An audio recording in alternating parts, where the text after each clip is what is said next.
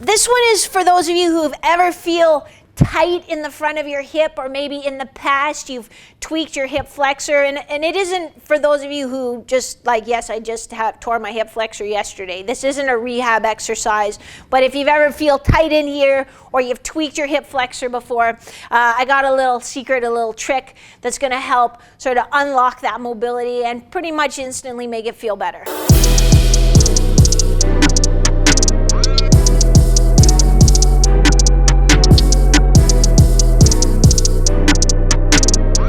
In this video, we're going to do a test-retest so you can feel the difference of how this little trick kind of instantly unlocks your hip flexor, and it's not even a stretch. This is Maria from GoalieTrainingPro.com. I'll show you exactly what I mean, and then I'm going to give you some strategies to help keep your hips more open. I pulled this one out when I was at one of the elite goalie camps last summer, and the guys were starting, sort of the top end guys were starting to feel a bit of the wear and tear as the days of the camp wore on, because it was a really intense camp. They were feeling tight in their hips, so we pulled this out and it worked fantastically, so I'm going to share it with you now. It looks a little bit funny, so you might not want to do it in a regular gym, or somebody might call the police or something on you. But we're going to start with sort of a pre-test or a test, and then we'll do a retest. All you're going to do for your test is you're just going to find a space where you can walk. So, you know, the space back here is about 15 meters long. You know, I would just walk back and forth down the floor, and you're not even going to really think about, you know, how you're walking. You're just going to walk as you normally would, and try to get a little snapshot of just how do my hips feel? What do my feet sound like when they're hitting the floor? What's the rhythm of my stepping? Just take a little snapshot of what it looks and feels like. You've seen people, you know, working on sort of hip flexor release and mashing on it with the plate, and I think those things work and they're good. But what we're going to do today is a little more precise than that.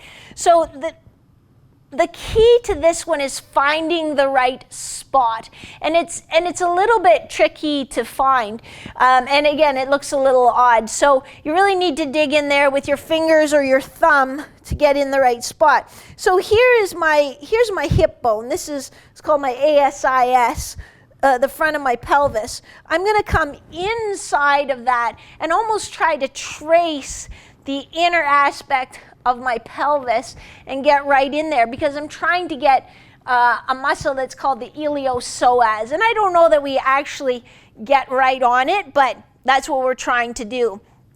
And then from this position, I think I've got it. I can kind of lift my knee off the floor and see if I feel a little tension underneath my fingers where I've got them.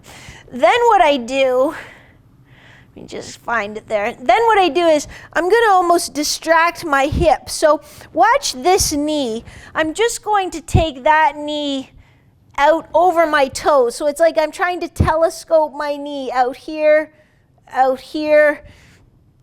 It's a little funny, but just really watch that knee. I'll get a little better sideways. So watch that knee. I'm going to reach with that knee, reach with that knee. Really, I'm moving my pelvis, and I'm keeping the pressure there on the inside of my hip, and I'm going to do about 12 or 15. I really want to be on the inside of my pelvis, not here in my abdomen, and not, you know, pushing on my gizzard or my intestines or anything. I want to stay deep in there. So I'm distracting for 15. And then I'm going to get up and I'm going to retest. So then you'll do both sides. Then you're going to walk the floor a couple more times, just paying attention to, you know, how it feels. What I find is I feel like my feet land a lot less heavy, and it's a little bit hard to describe, but it just feels like my hips flow, like there isn't that same internal resistance. Not when I did my pre-test that it was like, oh yeah, my hips feel really stiff, but it's just now it's like, wow, they feel like they're really free to move. So that's a technique that will instantly unlock your hip flexors. And then let's look at some strategies that can help sort of keep your hips nice and open over time.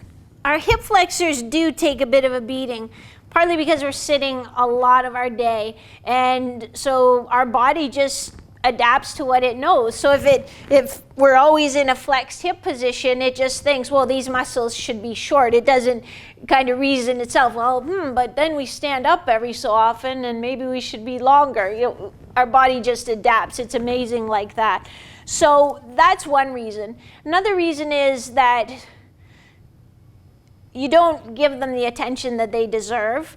Sometimes when you stretch them, the problem is you have to be very good at stabilizing your pelvis to stretch your hip flexors, and a lot of us just aren't aware. Not that you're trying to do it wrong, but you just don't realize it. So what you end up doing is stretching your abdominals by extending your low back, which is something we really don't want you to do at all. I think the third reason that they're a bit of a mess and a problem area for so many of you is that just you don't understand the anatomy, which again, that's not your wheelhouse. You're supposed to stop the pucks, not know all your anatomy. But there are a couple of different let's just say there's 2 different hip flexors to make it really simple-ish. One of them attaches here on that ASIS that I used as a landmark, and it goes all the way down my thigh and then attaches here on my tibial tubercle. So it becomes my quadriceps tendon and my patellar tendon, and it attaches here. So it's one of my quadricep muscles. It's called the rectus femoris. So it does 2 things. It extends my knee and it flexes my hip. So that's one of them. Sometimes we overuse this a lot because the other hip flexor is a little underactive, and it's called the Iliopsoas. So that's what we are trying to get in on and mash around on. And it kind of comes from my upper thigh. It has an attachment on the inside of my pelvis, but it also comes sort of right through my body to attach to all of my lumbar vertebra, but on the front side. So I want you to be able to appreciate how if that iliopsoas is tight too, it pulls you into this kind of extended posture, which you'll see a lot of hockey players have, and you kind of think, oh, they've got such a big bum because they're skating muscles. It's like, nope, they got big bum because they're tight in their hips and they're getting pulled into that extended position. So, okay, that's all great, Maria, but what do I do so that I'm not all locked up? The answer is giving attention to both of those muscles. So when we do our lacrosse ball work, for example, we're rolling on that big rectus femoris, that big bundle of muscle I feel here, but I'm also getting in and tacking down that area where the iliopsoas is. So if I'm working my rectus femoris, my big sort of more superficial hip flexor, I can get on it, I can roll. If I find a trigger point, I can just tack it down and sit there until it kind of melts away. I can also do some active motion. So I'm using the ball to tack the muscle down, and now I'm moving the muscle underneath the fascia. So I can do active rotation. And then you're going to get inside as well. And usually we do a little more, just tack this down, but you definitely could do active extension as well. So that'll help look after some of the tissue quality, stimulate some of the fascia, and that is a really good way to unlock and keep your hips a little more open.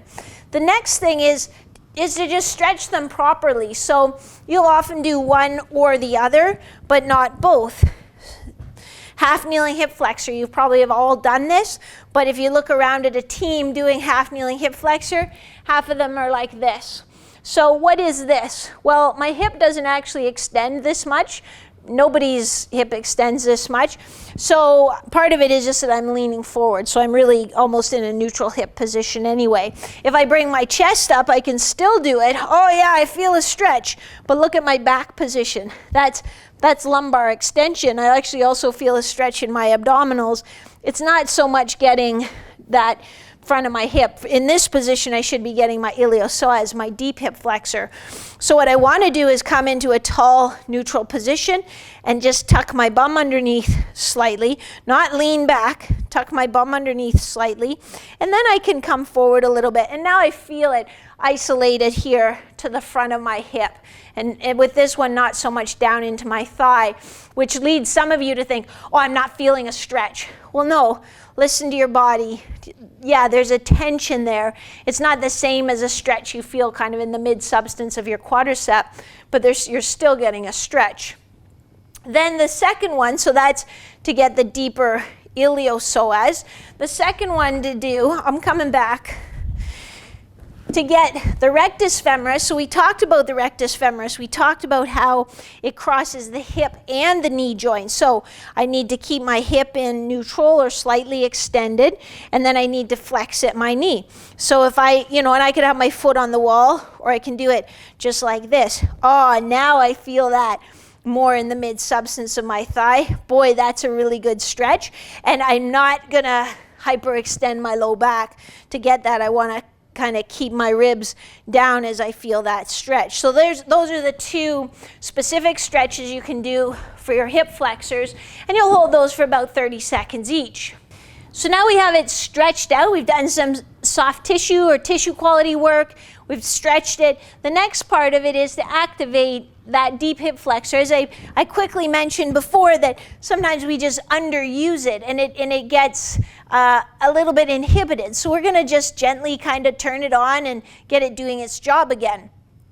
When I try to activate my iliopsoas, I want to have my knee as high as my belly button. If I'm down here at more of a 90-degree angle position, my rectus femoris, this one that's also a quadricep muscle, is actually pretty strong, up to this level. So if I'm doing it here, I'm probably getting this to do more of the work, which is one of the things that kind of happens naturally anyway. It wants to take over. So I'm going to get my knee up as high as my belly button. I'm going to just hold it there with my opposite hand, just give it a medium push. I'm not trying to push it hard. That'll be hard for sure, but then you're going to be bringing in all these other muscles to help out. So I'm really just going to give it enough so there's a bit of resistance for my knee to push into, and that's using my deep hip flexor. I'm going to hold that for about 5 seconds. Again, it's a light push. Come on the other side, my knee is as high as my belly button. Nice and gently push. So that's just how we kind of turn it on, wake it up, get it going. Then the next exercise I'm going to show you is going to challenge it a little bit more. You should try this one actually before you even do any of the other exercises. So as soon as you finish, or right now, I want you to try doing this, because you'll be surprised that you'll be like, I can't actually do that at all. You'll feel like, I know exactly what I'm supposed to do, and I know it should be so easy, but I can't make my leg do that. And when I show you what it is, you'll be like, as if my leg is not going to do that. And then you'll do it, and you'll be like, oh my God, my leg won't do that.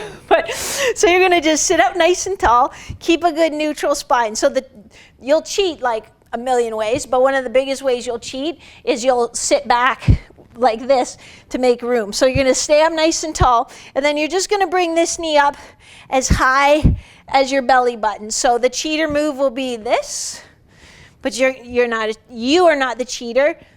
That guy, yeah, you, cheater for sure. But you're going to stay tall, bring your knee up as high as your belly button. Some of you will get your foot off the floor a little bit, but you'll be like, there's no way that thing's getting as high as my belly button. Some of you will do it and then immediately get wham with a cramp right in the front of your hip, and you'll grab it like that, and then you'll probably roll onto the floor and scream a little bit, and then your family will come and they'll be like, what happened? You'll be like, I got a hip cramp. And they'll be like, what? So whatever. And you'll get no sympathy at all. So anyway, you've been warned. So let's look at the people who just are like, yeah, it's not going to do that. This is what I want you to do. Bring it as high as you can without like killing yourself. And then let's do the same thing. Just a gentle push down. 1, 2, 3, 4, 5, and relax. You're going to do 3 like that, and then you're going to do a little retest and see. And you'll find that it's going to probably get up a little higher just because you facilitated that deep hip flexor. You just helped prime it. Remember, you used to have to prime the motor or the lawnmower before you'd crank it? This is exactly what we're doing. So you're going to sit up tall, get your knee as high as your belly button. Even if you think you're getting it pretty good, do just a little 5-second press down, on each side. Do 3 on each side with a 5-second press down. Easy, easy press down. And then do 3 on each side without a press down, just holding for 5 seconds to work on that facilitation. So those are some ways that you can kind of instantly unlock your hip, a little bit of a trick, if you will.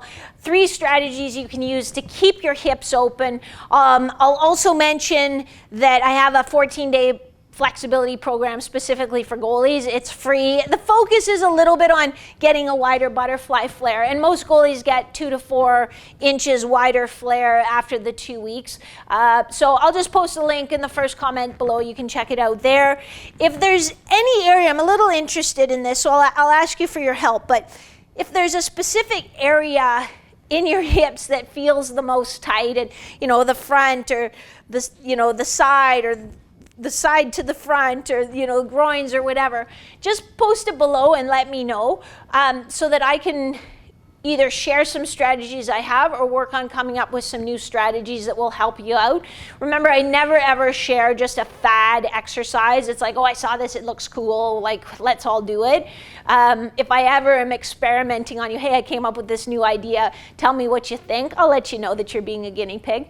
But otherwise, give it a like, give it a thumbs up, subscribe, share. I will see you next time. Cheers.